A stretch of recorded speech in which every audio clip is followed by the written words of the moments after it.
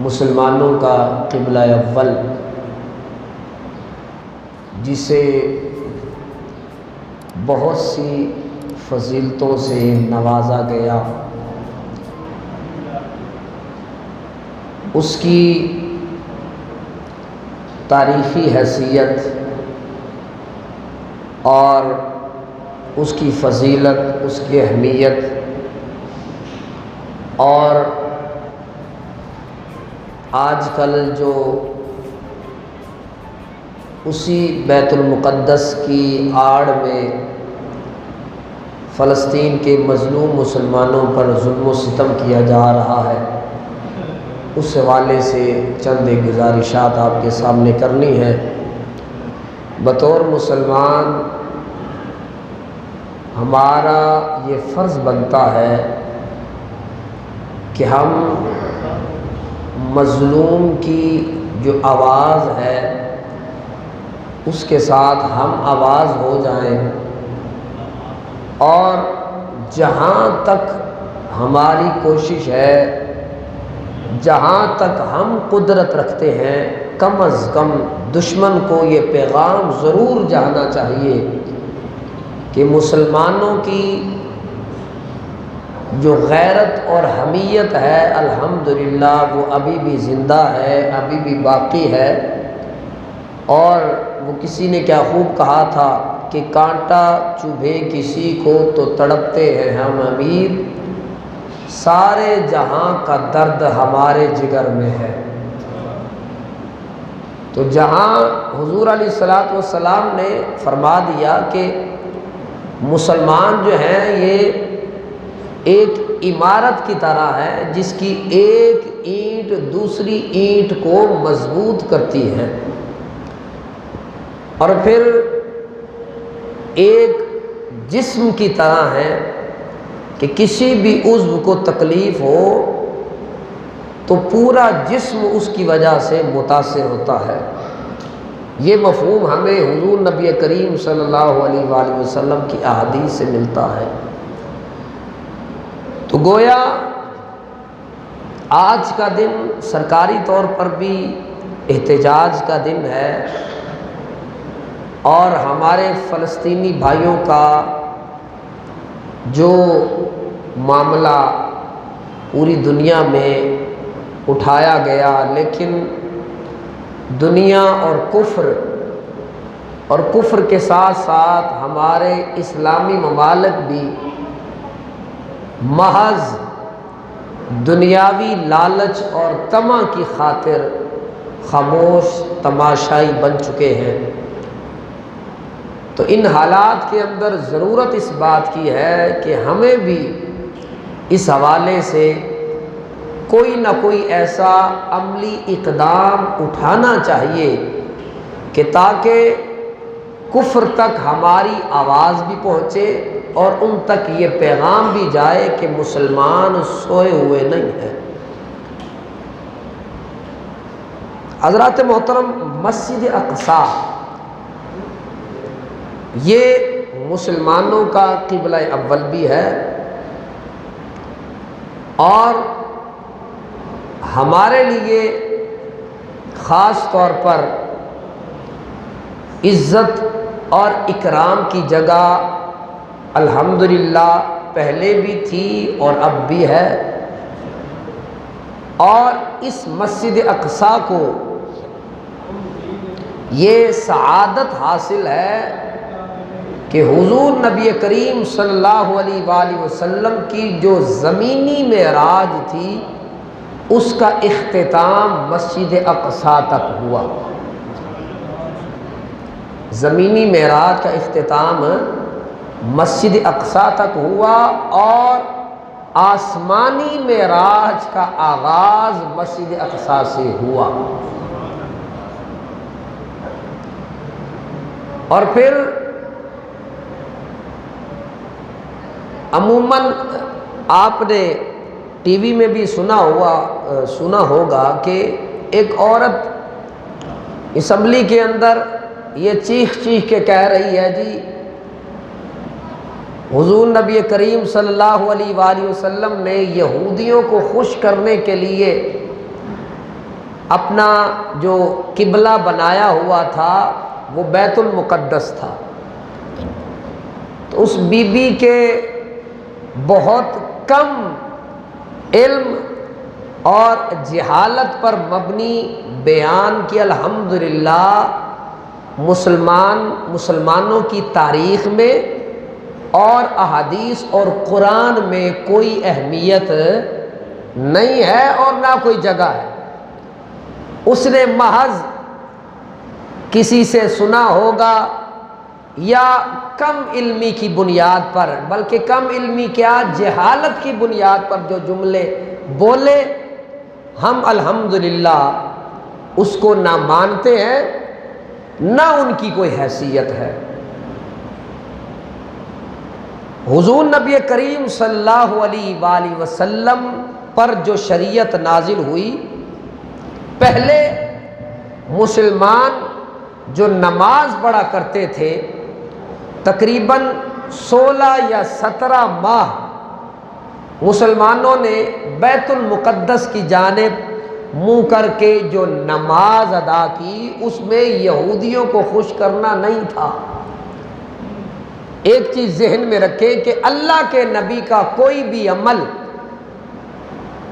ظاہر ہے ہو اللہ کا نبی اور اس کے عمل میں کوئی نقص ہو، کوئی ریاکاری ہو، کوئی دنیاوی دکھاوا ہو، نمود و نمائش ہو، ہم تو یہ تصور بھی نہیں کر سکتے۔ اللہ کے نبی کا ہر عمل، اللہ کے نبی کا ہر فعل، اللہ کے نبی کی ہر بات اللہ کی مرضی اور منشا کے تابع ہوتی ہے۔ جب تک اللہ نہ چاہے نبی کوئی بھی قدم اٹھاتا نہیں ہے۔ اس لیے اس بات سے ہی تردید ہو جاتی ہے کہ اس عورت کی جو بات تھی وہ لغویات پر مبنی تھی، اس کی کوئی حیثیت اور مقام اسلام میں کم از کم نہیں ہے۔ حضرات محترم، مسجد اقصی یہ اس کا ذکر قرآن مجید میں جگہ جگہ موجود ہے۔ جہاں جہاں الارض المقدسہ کا ذکر ہوا ہے اس سے مراد مسجد اقصی ہے۔ اس سے مراد کیا ہے؟ مسجد اقصی ہے۔ اللہ تبارک و تعالی ارشاد فرماتا ہے، سبحان الذي اسرى بعبده ليلا من المسجد الحرام الى المسجد الاقصى۔ پاک ہے وہ ذات کہ جس نے اپنے بندہ خاص کو سیر کروائی رات کے تھوڑے سے حصے میں، من المسجد الحرام الى المسجد الاقصى، مسجد حرام سے مسجد اقصی تک زمینی معراج کا ذکر ہوا۔ آگے فرمایا الذی بارکنا حولہ، مسجد اقصی کی اہمیت بتائی، فضیلت بتائی، فرمایا مسجد اقصی وہ ہے جس کے ارد گرد ہم نے برکتیں ہی برکتیں رکھ دی ہیں۔ اللہ کے نبیوں کی سرزمین کا نام بیت المقدس، اللہ کے جتنے بھی نبی آئے ان کی اماجگاہ بیت المقدس، اور ملک شام جتنا بھی علاقہ ہے وہاں کے گرد و نواح میں اللہ کے جتنے بھی نبی آئے، بہت سے اللہ کے نبی ملک شام کی سرزمین پر آئے اور وہاں پر آ کے تبلیغ فرمائی۔ اس کا مطلب یہ ہوا کہ یہ جو زمین کا ٹکڑا ہے یہ اللہ کو اس قدر پسند ہے، اللہ نے اپنے بہت سے نبیوں کا نزول اس زمین کے اوپر فرمایا ہے۔ اور پھر اگر دیکھا جائے تاریخی حوالے سے تو اس بیت المقدس کو سب سے پہلے حضرت عمر رضی اللہ تعالیٰ عنہ آپ کے دور میں فتح کیا گیا۔ کب فتح کیا گیا؟ بولیے حضرت عمر رضی اللہ تعالیٰ عنہ جب مسلمانوں نے محاصرہ کیا نا، یہ جو عیسائی تھے ان کا، اور ان کی جو دیواریں تھیں بہت بڑی بڑی تھی، اور ان کے پاس کھانے کا جو سامان تھا وہ بھی وافر تھا، ہر طرح کا سامان انہوں نے محفوظ کیا ہوا تھا، اور وہ جو بیت المقدس اور اس کی جو چابیاں تھیں وہ کسی بھی حوالے سے مسلمانوں کو دینے پر رضامند نہیں تھے۔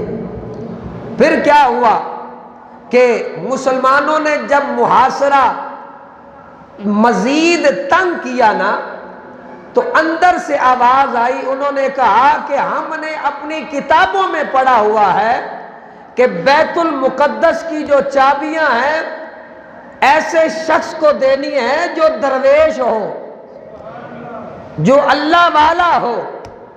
اور حضرت ابو عبیدہ بن الجراح رضی اللہ تعالیٰ عنہ، چونکہ آپ کی سرکردگی میں وہ محاصرہ کیا گیا تھا، اور ان کا جو لباس تھا وہ علاقے کے مطابق تھا، وہ درویشانہ لباس نہیں تھا، تو حضرت ابو عبیدہ بن الجراح رضی اللہ تعالیٰ عنہ ان کے ذہن میں فوری طور پر آیا کہ یہ درویش کوئی اور نہیں ہے، ہمارا امیر المؤمنین عمر بن خطاب ہے۔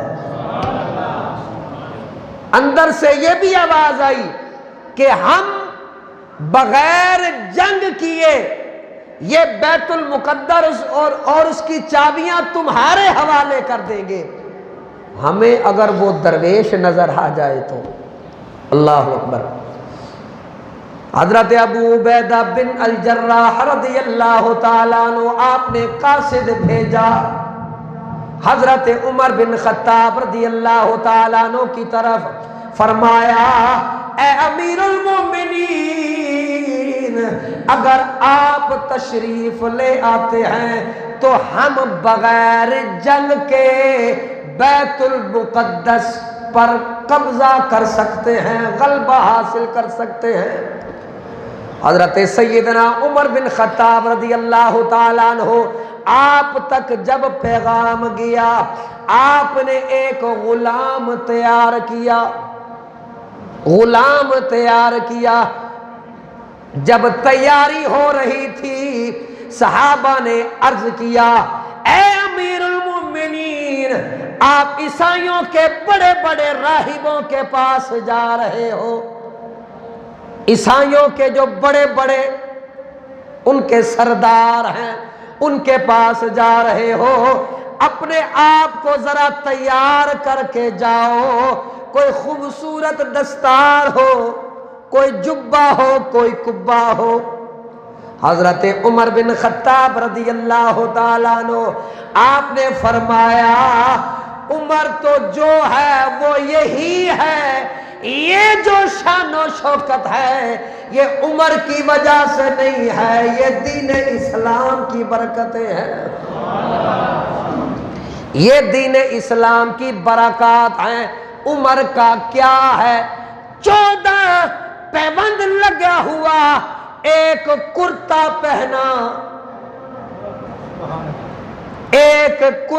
پہنا اور ساتھ ایک غلام ہے، امیر المومنین ہیں، وقت کے حاکم ہیں، چاہتے تو غلام کے لیے الگ سواری ہوتی، اپنے لیے الگ سواری ہوتی، لیکن چونکہ وہ ہمارے حکمران تھے جن کی تربیت میرے نبی نے فرمائی تھی صلی اللہ علیہ وآلہ وسلم، وہ نبی کے جس نے فقر کو پسند فرمایا، اسی کا تربیت یافتہ عمر بن خطاب ہے رضی اللہ تعالیٰ عنہ۔ یہاں پر یہ نہیں کہ 2 3 4 4 5 5 10 10 20 20 کے قافلے اللہ اکبر بیرون ملک جا رہے ہیں، ایک بندے کا کام ہو تو 20 30 افراد کے خرچے اٹھاؤ، اور سارا کا سارا بوجھ کس پر؟ اللہ اکبر، حکومت اٹھا رہی ہے۔ وہ جو غریبوں کا وہ جو ٹیکس آپ لے رہے ہو اسی سے یہ سارے وزیر مشیر کھا رہے ہیں، کبھی مدینے کو جا رہے ہیں، کبھی مکے کو جا رہے ہیں۔ اسی کہنے ہیں، پتہ کی کہنے ہیں؟ اسی کہنے ہیں جی فلاں بادشاہ کے لیے، ہمارے بادشاہ ہی ہوئے نا ہمارے، فلاں بادشاہ کے لیے جناب خانہ کعبہ کا دروازہ کھل گیا، ہاں جی فلاں بادشاہ کے لیے حضور علیہ السلام کے جو حجرہ ہے، آپ کی جو آرام گاہ ہے، روضہ مبارک ہے، اس کا دروازہ کھل گیا، تو پیسہ کس کا لگا ہوا ہے؟ ہاں جی افسوس اس بات پر، ایک چیز ذہن میں رکھو، ظلم تو آخر ظلم ہے، چاہے اپنے ارد گرد خانہ کعبہ کا غلاف لپیٹ لو، ظالم ظالم ہوتا ہے۔ اس لیے میرے بھائی جتنے مرضی حج اور عمرے کر لو، ایک چیز ذہن میں رکھو، اگر تم ظالم ہو تو پھر جتنے مرضی عمرے حج کر لو تم ظالم ہی کہلاؤ گے، اس ملک کے چور اور غدار ہی کہلاؤ گے۔ حضرات محترم، میرا موضوع اگرچہ یہ نہیں لیکن بتانا یہ مقصود ہے کہ یہ جو تقوی اور پرہیزگاری ہوتی ہے یہ تمہارے اندر کی انسانیت ہے، تمہارے اندر کا انسان ہے، تمہارا اپنا ضمیر ہے، جتنا اس کو مطمئن کر لو گے۔ اور یہ دولت سے مطمئن، بولو نا، دولت سے مطمئن نہیں ہوتا، سونے کی کاروں سے، ہیں جی سونے کے جہازوں سے اور سیڑھیوں کے اوپر وہ جو موتی اور ہیرے جواہرات لگا لینے سے یہ ضمیر مطمئن نہیں ہوتا، ہاں مردہ ضرور ہو جاتا ہے۔ اللہ اکبر۔ حضرت عمر بن خطاب رضی اللہ تعالیٰ عنہ نے ایک سواری، امیر المومنین اور ساتھ ایک غلام، اور طے یہ پایا، بڑی قابل توجہ بات، طے یہ پایا کہ اتنا سفر میں بیٹھوں گا اور رکاب غلام کے ہاتھ میں ہوگی، اور جب میرا سفر ختم ہو جائے گا اس کے بعد غلام سواری پر بیٹھے گا اور رکاب امیر المومنین کے ہاتھ میں ہوگا۔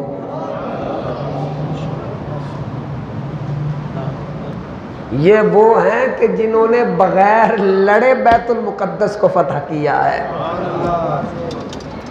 ہیں جی بغیر لڑے، بغیر جنگ کے جنہوں نے بیت المقدس کو فتح کیا ہے، ان میں سے ایک حضرت سیدنا عمر بن خطاب رضی اللہ تعالیٰ عنہ ہے۔ اللہ اکبر۔ حضرت پیر سید نصیر الدین نصیر شاہ گولڑوی رحمت اللہ تعالیٰ علیہ آپ فرماتے ہیں کہ وہ برابری کا تو نے دیا درس آدمی کو،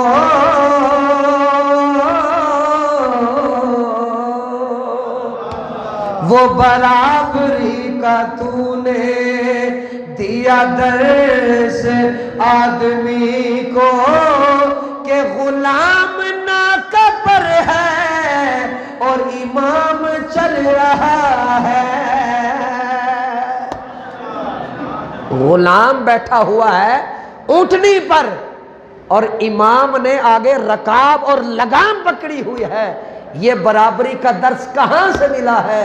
یہ حضور کی بارگاہ سے ملا ہے۔ حضرات محترم، جب بیت المقدس قریب آیا، امیر المومنین کی باری تھی لگام پکڑنے کی، بڑی قابل توجہ بات، امتحان تھا، اور ان صحابہ کے سامنے امتحان کیا ہے؟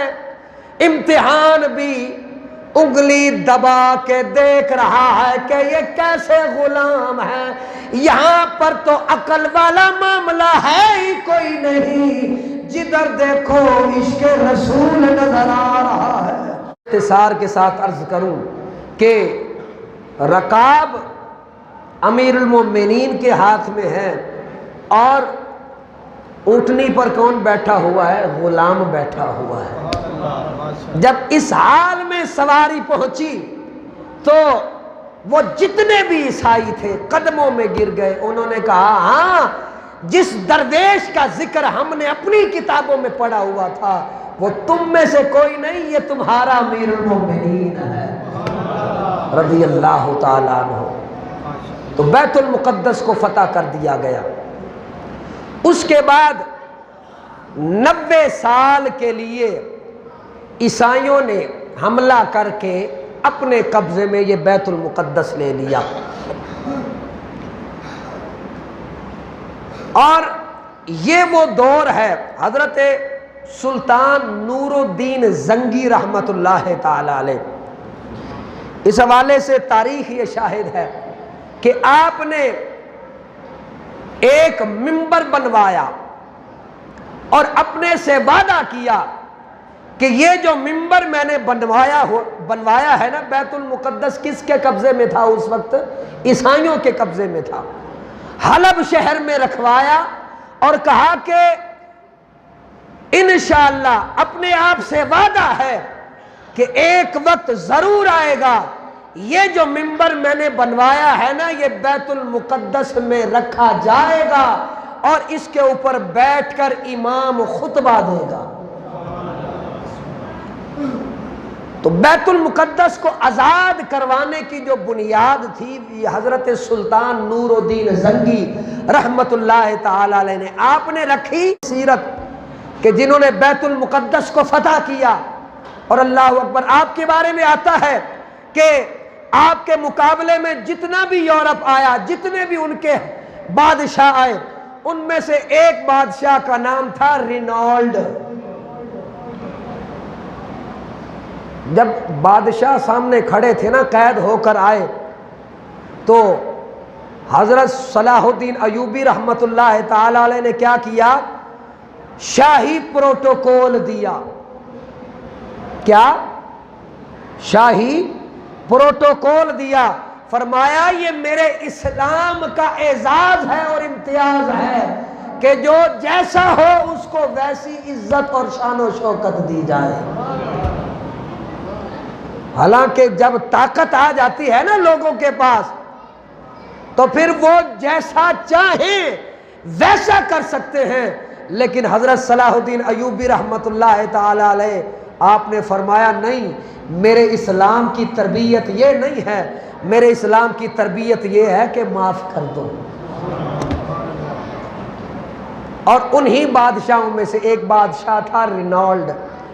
کہا باقیوں کو تو آزادی ہے، باقیوں کے لیے تو معافی ہے، لیکن رینالڈ تیرے لیے معافی نہیں ہے۔ کسی نے پوچھا، انہی میں سے ایک نے پوچھا بھائی اس کا قصور کیا ہے؟ آپ نے فرمایا دو موقع ایسے آئے کہ جن دو موقعوں پر میں نے قسم اٹھائی تھی کہ میں اس کا سر اپنے ہاتھوں سے قلم کروں گا۔ کہا ایک موقع یہ تھا کہ حجاج کرام بیت اللہ کی طرف جا رہے تھے، اس نے حجاج کرام کے قافلے کو لوٹا اور وہاں پر اس نے یہ صدا لگائی تھی، کہاں ہے تمہارا محمد، آئے اور میرا مقابلہ کرے۔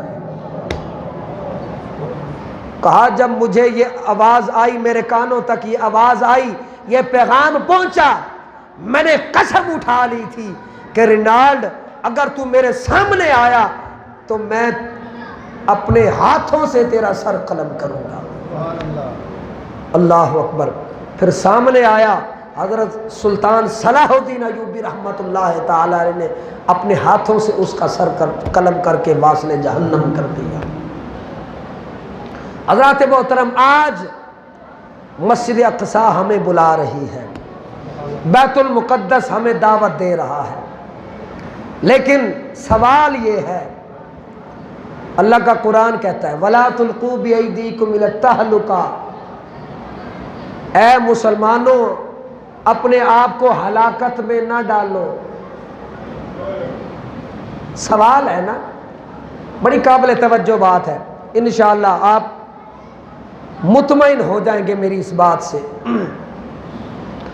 لوگ ہم سے پوچھتے ہیں جناب وہاں پر سر عام شہید کیا جا رہا ہے، چھوٹے چھوٹے بچوں کو ذبح کیا جا رہا ہے، نسل کشی ہو رہی ہے اور عمارتوں کو مسمار کیا جا رہا ہے، گرایا جا رہا ہے، ہم یہاں پر بے چین ہو جاتے ہیں، دل کرتا ہے وہاں اڑ کے چلے جائیں اور ان کو تباہ و برباد کر دیں۔ ہمارے لیے کیا حکم ہے؟ تو سنیے، حضور نبی کریم صلی اللہ علیہ وآلہ وسلم ارشاد فرماتے ہیں، فرمایا کہ جب کوئی برائی ہو رہی ہو، مفہوم حدیث عرض کر رہا ہو، اگر تمہارے اندر ہمت اور طاقت ہے تو ہاتھ سے اس کو روکو، فَلْيُغَيِّرْهُ بِيَدِهِ، اپنے ہاتھ سے اس کو روکو۔ اگر ہاتھ سے نہیں روک سکتے تو اپنی زبان سے اس کو برا کہو۔ اگر اتنی ہمت اور طاقت نہیں ہے تو کم از کم اپنے دل میں اسے برا جانو۔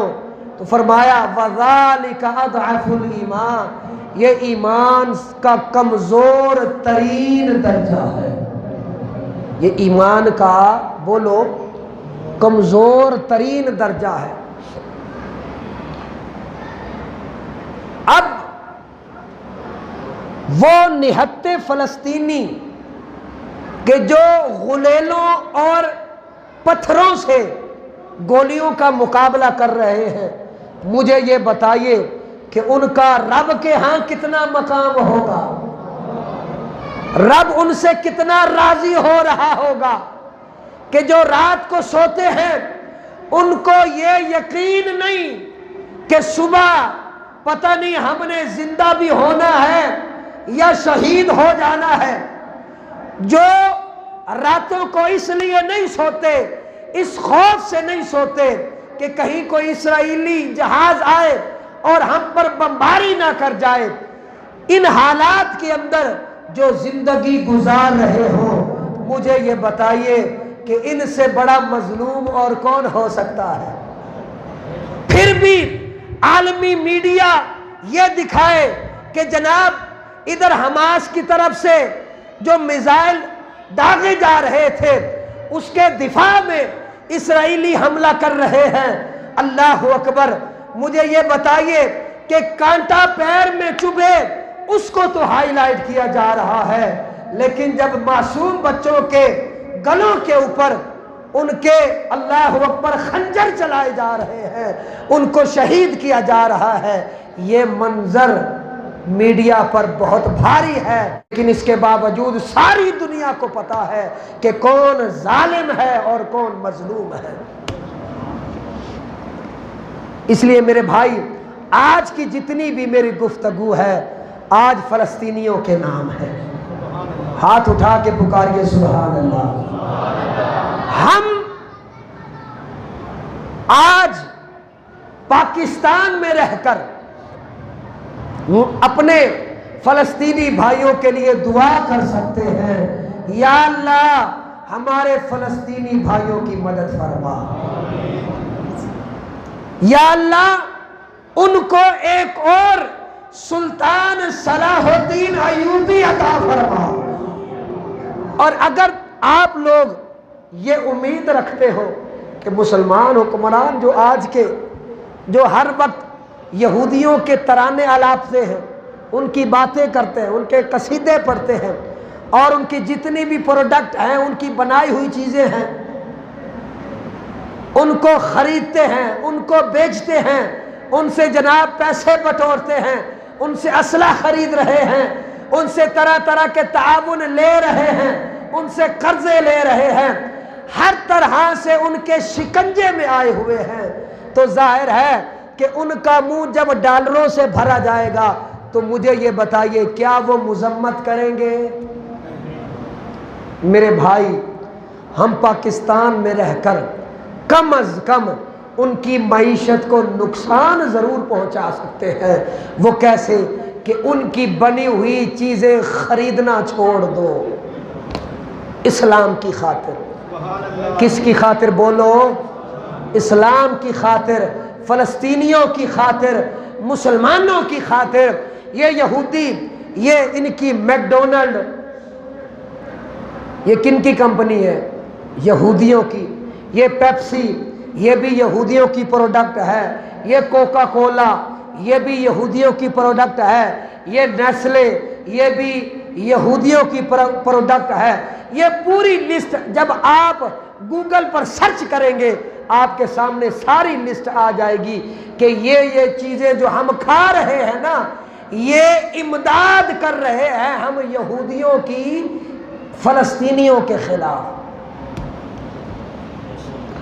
اس لیے میرے بھائی، میرے دوست، ایک مسلمان کی حیثیت سے سوچو کہ کاش ہم فلسطینیوں کے ساتھ مل کر جہاد کر رہے ہوتے۔ خواہش تو کر سکتے ہیں نا۔ آج قومی لیول پہ احتجاج کیا جا رہا ہے، اگر آپ میں سے کوئی شخص اس احتجاج میں شامل ہو سکتا ہے تو ضرور بھی ضرور ہو، یہ کام ضرور کرے، آواز کے ساتھ آواز اٹھائے۔ انشاءاللہ وہ وقت دور نہیں کہ ایک وقت ضرور آئے گا اسلام کا جھنڈا پوری دنیا پر لہرائے گا انشاءاللہ العزیز۔ اور آج فلسطینی مائیں، بہنیں، بیٹیاں ذلیل و خوار ہو رہی ہیں، چھوٹے چھوٹے بچوں کو مارا جا رہا ہے، عمارتیں تباہ کی جا رہی ہیں اور ان کی نسل کشی کی جا رہی ہے۔ ان لمحات کے اندر ہمارے جو دل ہیں وہ بہت رنجیدہ ہیں، وہ بہت غمگین ہیں، لیکن الحمدللہ ہم آواز بھی بلند کرتے ہیں، یا اللہ یہودیوں کو نیست و نابود فرما، یا اللہ وہ لوگ جو فلسطینیوں پر ظلم اٹھا رہے ہیں ان کو صفحہ ہستی سے مٹا دے، یا اللہ فلسطینیوں کی مدد فرما، یا اللہ فلسطینیوں پر رحم و کرم فرما، یا اللہ ہمارے ان بھائیوں کی غیبی دستگیری فرما، یا اللہ انہیں سلطان صلاح الدین ایوبی جیسا لیڈر عطا فرما، یا اللہ ان کے حال پہ اپنا خاص فضل و کرم فرما۔ انشاءاللہ وہ وقت دور نہیں،